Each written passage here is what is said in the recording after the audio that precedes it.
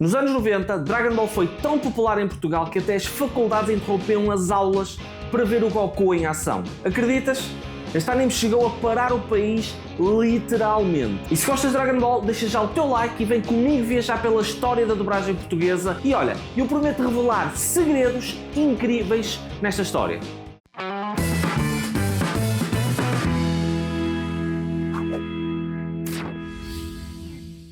Olá meus amigos, meu nome é Ricardo e estás no Farsola TV. E olha, vou começar por avisar que vou passar literalmente por toda a história da dobragem portuguesa, inclusive quem eram as vozes lendárias por trás de cada uma das aberturas, adaptações, nomes dos personagens. O vídeo está muito completo. Gostas ou não da dobragem? Vais adorar este vídeo porque, sem dúvida, isto foi um marco na cultura portuguesa. Olha o timeline e vê como o vídeo está completo.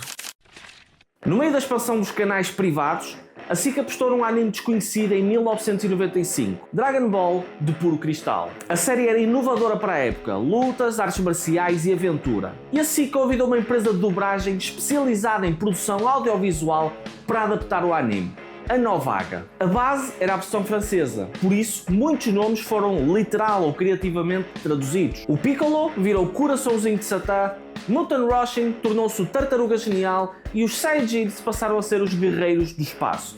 Até Chi-Chi transformou-se em Kika porque o som original parecia impróprio. A Novaga, numa sala de gravação modesta em Lisboa, era o local onde 6 artistas portugueses tinham uma missão aparentemente impossível: dobrar mais de 120 personagens. E aqui chegamos ao primeiro marco da nossa história. Dragon Ball passava dentro do programa infantil Buereré e adivinha? Assim que terminaram os 153 episódios da primeira temporada, ou seja, o Dragon Ball clássico, já no final de 1996, o que é que a SIC fez? Arrancou de imediato com o Dragon Ball Z a 3 de dezembro de 1996. Foi uma transição relâmpago. Mal tivemos tempo para respirar e já o Son Goku adulto enfrentava novos inimigos em Dragon Ball Z. E a partir daí, todos os fins de tarde tínhamos um encontro marcado com as bolas de cristal. Lembras-te de chegar a casa da escola e ligar a televisão por volta das 5h30? Era sagrado. Lanche na mão e a SIC ligada para ver o Dragon Ball. Aliás, para quem se mantinha dentro da escola ou estava em ATLs, por exemplo, estas instituições paravam todas as atividades e no recreio não se falava de outra coisa a não ser Dragon Ball. A febre era real, nós abandonávamos os jogos de futebol no recreio, por exemplo, sempre que alguém gritava que está a começar o Dragon Ball. E lá íamos nós. Os novos episódios geravam tanto entusiasmo que surgiram até mercados negros de fotocópias de imagens do anime. Eram vendidas no recreio por pequenos empreendedores do 6º ano. Dá para imaginar a loucura? Personagens impressas e vendidas por 5 ou 10 escudos, e havia mesmo quem tentasse 20 escudos por uma imagem supostamente proibida da Bulma. E sim, isto é verdade. A estreia e a febre nacional. Embora a série chegasse de França, a equipa portuguesa decidiu fazer algo único. A SIC queria um produto para toda a família, desde os avós aos netos. Mas Dragon Ball era tudo menos meigo. A solução encontrada pelos atores, Henrique Weiss, Cristina Cavalinhos, Ricardo Spínola, João Loi, Fernanda Figueiredo e Joaquim Monchique, foi transformar a violência em humor. Em vez de seguirem à risca o guião, encheram os silêncios com piadas e referências à televisão portuguesa. E no início, o diretor de dobragem, António Semedo, supervisionou os primeiros episódios. Mas ele depressa percebeu que estes artistas tinham formação teatral e podiam improvisar sem cometer excessos. E então, a liberdade criativa foi tanta que os próprios pais escreviam a queixar-se dos palavrões ou trocadilhos. Mas ainda assim, a SIC, embora houvesse estas reclamações, ela não censurou e constatou que a audiência adorava. E de facto, a dobragem portuguesa tornou-se um marco na cultura geek lusa. O impacto inicial de Dragon Ball e Dragon Ball Z foi algo nunca visto. A série original, o Dragon Ball clássico, teve um sucesso moderado, mas Dragon Ball Z explodiu completamente em popularidade e tornou-se provavelmente a série animada mais popular de sempre em Portugal, um autêntico fenómeno cultural. E quem viveu estes dias sabe perfeitamente que era Dragon Ball de manhã, à tarde, nos intervalos da escola e mesmo na conversa com os amigos. E à noite, sonhávamos com o Goku. Alguma vez outro anime por cá conseguiu semelhante feito? Provavelmente não. A dobragem portuguesa. Quase ninguém sabia o que era anime em Portugal. Mesmo o Henrique Weiss, por exemplo, confessou que não tinha consciência da legião de fãs até ver o sucesso do programa. E ele não foi só a voz do Goku. Ele foi também a voz do Son Gohan, do Trunks e tantos outros, mostrando uma enorme versatilidade. E aliás, sabes que o mesmo ator que gritava Kamehameha também interpretou personagens da Disney como o Monstro, na Bela e o Monstro? A Cristina Cavalinhos, que deu vida a Bulma, a Lunch, a Pan e a muitas outras heroínas. O Ricardo Spínola colocou a sua voz rouca no Mestre Tartaruga Genial, no Dragão Sagrado, no Freezer e até no jovem Son Goten. O John Loy, um fadista de sangue, é conhecido por interpretar um dos personagens mais importantes do anime. Aliás, o John Loy dobrava tantos personagens e muitos deles apareciam apenas uma ou duas vezes que ele foi escolher a sua própria voz para interpretar mais um personagem que pensava que ia durar uns 3 episódios. Falo do Vegeta, logicamente. A Fernanda Figueiredo, que além da Kika, a Chichi e o Kuririn, também já tinha trabalhado noutros projetos como a Abelha Maia. O Joaquim Monchique, que também fez teatro que nunca mais acaba, deu voz, por exemplo, aos Motorratos, e no Dragon Ball ele interpreta a voz do incontornável... Estou a morrer de fome, em que é que vos vou transformar? Claro que nada disto era possível sem a direção do incontornável António Semedo. E é graças ao António Semedo que ainda hoje dizemos... Por isso não perca o próximo episódio, porque nós também não! António Semedo, além de dirigir, emprestava a voz a personagens como o Yamcha, o Mr. Popo. A equipa era pequena, mas eles trabalhavam muito. Eles tinham que dobrar cada episódio numa ou 2 sessões e muitas vezes gravavam dezenas de personagens seguidas. Não é impressionante que tão poucos artistas tenham feito tamanho projeto? A criatividade correu solta. Com tão poucos atores para tantas vozes, valia quase tudo. Efeitos vocais bizarros e muita improvisação. Lembras-te do Dodória a cantar ópera ou o Capitão Guineo aos berros? Não estavas a alucinar, isso aconteceu na nossa dobragem. Até o Cell ganhou um tom de voz único que muitos fãs portugueses preferem ao original. O Dr. Gerro deve estar orgulhoso da sua criatura.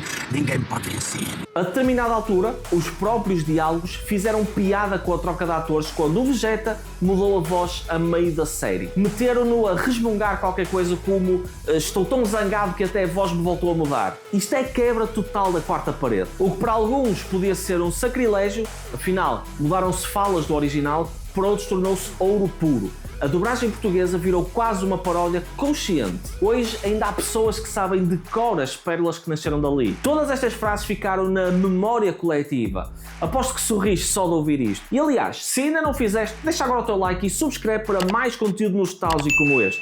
Mas agora pergunto-te, gostas da dobragem assim ou preferias um trabalho mais fiel ao original? Diz-me nos comentários. Mas antes, uma pausa rápida. Se gostas de aprender e queres melhorar as tuas habilidades, dá já uma espreitadela no curso Excel Total da Kikai Code. Vai do básico ao avançado, inclui dashboards e funções avançadas e até tens um código de desconto no link da descrição. Não percas a oportunidade de dominar o Excel ao mesmo tempo que apoias este canal.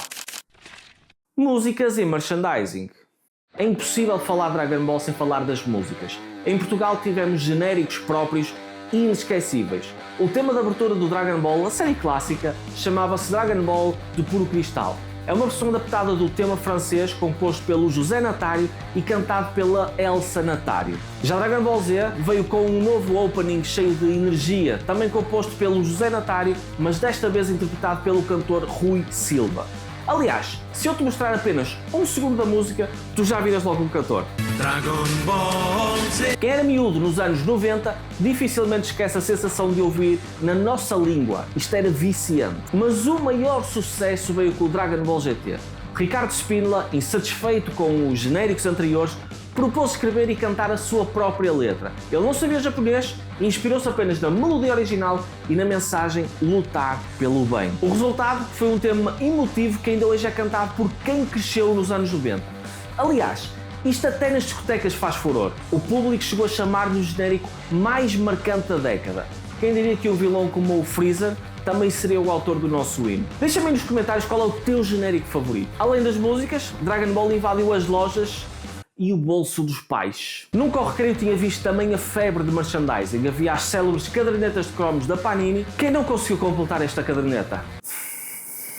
Eu. Tínhamos t-shirts, pósteres, bonecos de todas as formas e tamanhos, e se havia um produto com o Goku estampado, a miudagem portuguesa queria tê-lo. O hype era tal que qualquer coisa vendia. Até aquelas fotocópias manhosas. E se isto não mostra o impacto da cultura de Dragon Ball, não sei o que mostrará. Traduções e curiosidades. O detalhe curioso da nossa versão foram as traduções dos nomes e termos, porque a dobragem veio de França pela Abbey Group e nós herdamos algumas adaptações peculiares. Os Saiyajins, por exemplo, passaram a ser os Guerreiros do Espaço. O nome faz sentido, embora soe um bocadinho formal. O Piccolo chamaram-lhe Coraçãozinho de Satã e ao Piccolo Jr. chamavam-lhe de Satã. Aliás, até parece que o Mr. Satan é o próprio Piccolo, mas não, o Mr. Satan recebeu um outro nome que foi o Hércules. E o nome verdadeiro do Goku, Kakaroto, foi traduzido de forma hilariante para cachalote, que é literalmente um tipo de baleia. Talvez os tradutores tenham achado que era parecido e ninguém ia notar, ou talvez achassem que Kakaroto seria uma espécie de um apelido que o Vegeta lhe tinha colocado e não o nome original. A esposa do Goku, a Chi-Chi, pois é, ela ganhou o nome Kika porque Chi-Chi em português soava mal. Uma decisão sábia, convenhamos. Estas adaptações, embora possam parecer hoje em dia estranhas, acabaram por dar mais personalidade à nossa versão. Alguém reclamou na altura por o Goku ser chamado de cachalote? Claro que não, nem nós sabíamos que o nome original dele era Kakaroto. Éramos miúdos a absorver tudo, mas com naturalidade. No fim do dia, o que importava era a aventura e a emoção. E isso a tradução portuguesa entregou com um toque muito nosso e um humor muito tuga também. A essência da história manteve-se intacta e a prova é que ficámos colados ao ecrã todos os dias. No entanto, ficou muita história por contar, mas também queriam o quê? O António Semedo recebeu material já mastigado e os dobradores fizeram exatamente o que lhes foi pedido com um brio profissional. Mas daqui a pouco falamos mais desta componente técnica. A comédia e o lip sync. A história da dobragem portuguesa também é a história do lip sync. Como o anime vinha com bocas sincronizadas em japonês, os atores tinham de preencher cada movimento labial com palavras portuguesas e piadas. O Ricardo Spínola explicou que os improvisos surgiram para preencher o tempo e manter o ritmo. Foi assim que nasceram frases míticas como "Agora silêncio que eu vou cantar o fado." E mesmo outra célebre e tão gozada pelo público brasileiro, Vegeta! E outros tantos que até quebravam a quarta parede e faziam os espectadores rir. Esta abordagem humorística não agradou a todos.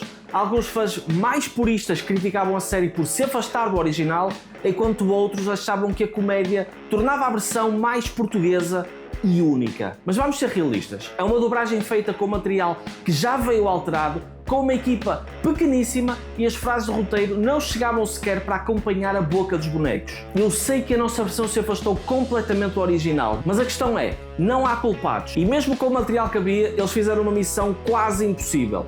Eu digo quase impossível porque eles conseguiram. Mas olha, faz o seguinte, liga o teu telemóvel e grava-te a ti a fazer 30, 40 vozes diferentes. E dessas 30, 40 vozes, escolhe aleatoriamente 3. Mas aleatoriamente mesmo. Aí vais perceber o quão difícil é fazer tantas vozes diferentes e melhor, vais perceber que é difícil teres de recordar de uma voz que só fizeste uma única vez. E só quando tiveres esta noção que é difícil fazer isto, vais ter a noção de 10% de toda a dificuldade que eles enfrentaram na altura para conseguir fazer a dobragem. O legado duradouro. Mesmo após o final da saga do Majin Buu, em 1998, o Dragon Ball não desapareceu. Longe disso, a SIC continuou a repetir Dragon Ball e Dragon Ball Z incansavelmente. Eles passavam pela SIC Gold, pela SIC Radical, SIC K e sempre que chegava ao último episódio, voltava tudo ao início numa espécie de loop infinito. Foram anos e anos onde podias ligar a televisão e algum canal lá estava a dar o Goku. E poucas séries se podem gabar deste feito. Dragon Ball em Portugal não foi apenas um desenho animado na televisão, ele foi um fenómeno social e cultural. Da escola aos eventos de fãs, das cadernetas de cromos, às expressões que ainda utilizamos meio a brincar, esta saga deixou uma marca profunda na nossa cultura. É difícil até pensar como é que um anime japonês, adaptado por um punhado de talentosos dobradores, conseguiu unir miúdos e graúdos frente ao ecrã e criar memórias que perduram até hoje. O legado e o fim de uma era. Depois de Dragon Ball GT, o elenco original separou-se e a série passou a ser repetida na SIC Gold e SIC Radical. Em 2013 e 2015 saíram novos filmes e também saiu a série Dragon Ball Super e trouxeram novamente o Goku aos ecrãs, mas a dobragem mudou de estúdio para as mãos da Audio Win. Os fãs criticaram a qualidade e apontaram erros nos nomes e na tradução. A magia do improviso já não estava presente e numa era em que todos podiam comparar com a versão japonesa, já não era a mesma coisa. Quando a SIC deixou de transmitir o anime e o Biggs quis reduzir os custos, os atores recusaram voltar. Primeiro Feist e o Spínola anunciaram a sua retirada e de seguida o João Loy tendo dobrado pela última vez o Vegeta no filme Dragon Ball Super Broly. Diga-se de passagem, deve ter sido a melhor prestação dele enquanto dobrador do Vegeta. Foi uma despedida em grande. Mas mesmo com estas polémicas, o legado permanece. Mesmo hoje os fãs enviam mensagens aos dobradores a dizer que fizeram a infância deles muito felizes e a voz portuguesa do Goku, do Vegeta, do Tartaruga Genial, da Bulma, tornaram-se parte da identidade de uma geração. E a popularidade desta dobragem foi tão importante que ajudou a popularizar outras séries e o nome do anime em Portugal. Quem nunca imitou o Goku a fazer um Kamehameha no recreio da escola ou repetiu piadas do Vegeta? Hoje sabemos que a equipa de dobragem recebeu pouco reconhecimento financeiro, mas ganharam lugar nos corações dos fãs. E olhem, agora é a minha opinião que me vincula a mim.